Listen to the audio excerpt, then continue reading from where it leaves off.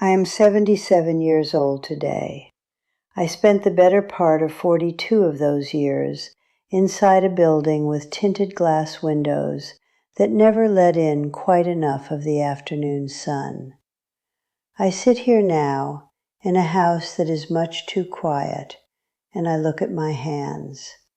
They are thin now, the skin like parchment, and they don't have much to do. For 4 decades, these hands held a briefcase, typed out thousands of memos, and gripped the steering wheel of a car during a commute that ate 3 hours of every day. I used to think that was the price of a meaningful life. I thought that if I wasn't exhausted, I wasn't providing. If I wasn't stressed, I wasn't important. Now, the silence of this living room tells me a very different story. It's funny how clearly you see things when you no longer have the energy to change them. I look back at the man I was in my 30s and 40s, and I don't recognize him. He was always in a hurry. He was always looking at his watch. He was a man who believed that peace was something you earned after you retired, like a gold watch or a pension. I didn't realize that peace isn't a destination, it's a rhythm. And I broke that rhythm every single day for a company that didn't even wait for the flowers at my retirement party to wilt before they moved someone else into my office. I remember the morning I turned 40. I woke up at 5, as I always did. My wife Sarah was still asleep. The house was cold. I stood in the kitchen drinking coffee that tasted like burnt paper, and I felt a brief, fluttering sense of panic. A voice in my head asked, "Is this it? Is this the whole thing?" But I pushed it down. I had a meeting at 9. I had a quota to hit. I had a title to protect. I told myself I was doing it for them, for Sarah, for the kids. I convinced myself that every missed dinner and every "I'll be home late, don't wait up" was a brick in the foundation of their future. But you can't live in a foundation. You need walls and a roof and people inside who actually know the sound of your voice when it isn't tired. I remember my daughter's 8th birthday. I wasn't there. I was in a hotel room in Chicago staring at a spreadsheet and feeling a dull ache in my chest that I assumed was just indigestion. I called her, of course. I told her I'd make it up to her. "We'll go to the zoo this weekend," I said, "just the 2 of us." But that weekend, a crisis broke out at the regional office. The zoo trip became a movie night 2 weeks later, and by then the magic of the birthday had faded. She was already 9 in her heart, moving toward a version of herself that didn't expect me to be there anymore. You think you have time to fix those things. That's the great lie of middle age. You think time is a bank account you can overdraw and you'll just deposit more later. But there is no more later. There's only now, and then there's the memory of what you didn't do. I climbed the ladder. I did everything they asked.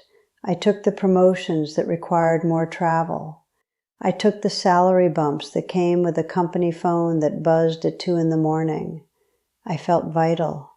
I felt like the engine of the world.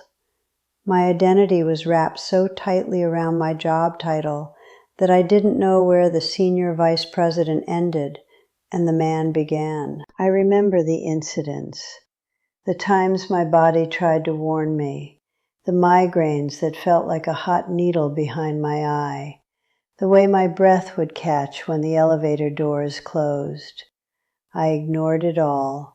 I took a pill, I drank another coffee, and I walked into the conference room like a soldier. I thought I was being strong. Now, at 77, I realized that wasn't strength. It was a peculiar kind of cowardice. I was too afraid to find out who I was without the work. Then came the end. It wasn't dramatic. There was no grand betrayal, no scandal, Just a meeting on a Tuesday morning with a man 20 years younger than me who wore a suit that cost more than my first car. He talked about restructuring and fresh perspectives. He used words like transition and legacy. They gave me a party. There was sheet cake with my name spelled slightly wrong in blue frosting. There were speeches about my dedication and my unwavering commitment. I looked around the room at the people I had spent more time with than my own family, and I realized I didn't really know a single one of them, and they didn't know me. They knew the version of me that answered emails at midnight. I walked out of that building on a Friday afternoon with 2 boxes of personal items, a stapler I liked, a few framed photos of my kids that had sat on the edge of my desk for a decade, frozen at ages they hadn't been in 20 years. I went back the following Wednesday because I had forgotten a specific folder I thought was mine. I walked past my old office. The door was open. The nameplate had already been changed. There was a young woman sitting in my chair, her feet up on the desk, laughing into a headset. My desk. The one I had bled over. The one I had sacrificed my sleep, my nerves, and my marriage for. She looked up and didn't even recognize me. To her, I was just a ghost in a cardigan. That was the moment it hit me. I had given 40 years to a machine that replaced me in a week.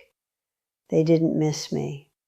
The spreadsheet still balanced, the meeting still happened, the world kept spinning, and I was left standing in a hallway with a heavy heart and a sudden terrifying surplus of time. I went home and sat in the backyard. I realized I didn't know how to just be. I didn't know how to listen to the birds. I didn't know how to talk to Sarah without checking my phone every 5 minutes. I had spent so long being productive that I had forgotten how to be human. Sarah was patient for a long time, but we had become strangers who shared a zip code. She had built a life that didn't include me because for 40 years I wasn't there to be included. She had her friends, her hobbies, her rhythms. When I retired, I was like a boulder dropped into a quiet pond. I disrupted everything. We tried for a few years. We went on the cruises I had promised. We visited the kids. But the silence between us was too thick. We didn't have a shared language anymore. We only had the before and the now felt hollow. She passed away 3 years ago. A sudden stroke. 1 minute she was folding laundry, and the next she was gone. And that's when the regret really sharpened into a blade. I think about all the times I was physically in the room with her, but my mind was in a boardroom in another city. I think about the conversations I cut short because I had to hop on a call. I think about the peace I could have had if I had just learned to say no to the people who replaced me in a week, and yes to the woman who would have stayed forever. I sit in this house now, and I see the trade I made. I traded the sound of her laughter in the mornings for the sound of a ringing office phone. I traded the smell of a home-cooked meal for the smell of stale airplane air.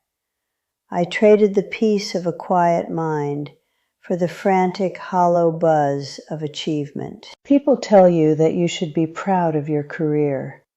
They tell you that you left a mark. But what mark? A line on a graph? A footnote in a company history that no one reads? The only mark that matters is the one you leave on the people who love you. And I left a lot of bruises there by being absent. I'm not angry at the company. That's the thing. They did exactly what companies do. They hired a resource. They used it until it was depleted, and then they got a new one. The mistake was mine. I treated them like a family, and I treated my family like a secondary obligation. I watch the young men in my neighborhood now. I see them coming home late, their faces illuminated by the blue light of their phones as they walk up their driveways. I see them missing their kids' soccer games.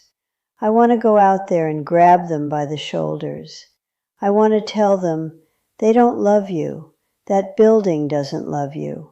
It will never love you back. But I don't. They wouldn't listen. I wouldn't have listened at their age. I would have thought I was different. I would have thought I was the one who could have it all. Now my days are very simple. I make tea. I walk to the end of the block and back. I look at the photos of my grandkids, who call me grandpa, but don't really know what to say to me. They see a tired old man. They don't see the senior vice president. And frankly, neither do I. That man is gone, and he didn't leave much behind. I've learned that peace is a very quiet thing. It's the ability to sit in a chair and not feel like you should be somewhere else. It's the ability to look at your life and not see a list of missed opportunities. I finally have that peace now, in a way. But it's a heavy peace. It's the peace of a graveyard. It's the stillness that comes after the storm has already destroyed everything you were trying to protect. If I could go back to that kitchen on my 40th birthday, I wouldn't tell myself to work harder. I wouldn't give myself any career advice at all. I'd tell myself to go back upstairs. I'd tell myself to crawl back into bed next to my wife and hold her hand and listen to her breathe. I'd tell myself that the meeting at 9 doesn't matter, and the quota doesn't matter, and the title definitely doesn't matter. I'd tell myself that the only thing that is truly yours is the time you spend with the people who would cry at your funeral. Everyone else is just waiting for your office to be empty so they can move in their own desk plants. I don't have much time left. My doctor doesn't say it in so many words, but I see it in the way he looks at my charts. He's a young man too, always in a hurry, always looking at his tablet. I see him making the same trade I made, day by day, hour by hour. I'm not afraid of dying. I'm just sad that I waited until I was 77 to start living. I'm sad that I traded the best years of my life for a career that didn't even know my middle name. I sit here and I watch the shadows move across the floor. The sun is finally hitting the rug. It's a nice afternoon. I think I'll just stay in this chair for a while. I don't have anywhere to be. No one is calling. No one is waiting for a report. The silence is finally mine. I just wish I hadn't paid so much for it. I suppose that's all I wanted to say. It doesn't change anything, but it feels better to have it out loud. Take care of yourself, and if you can, go home on time tonight. The work will be there tomorrow. The people you love might not be.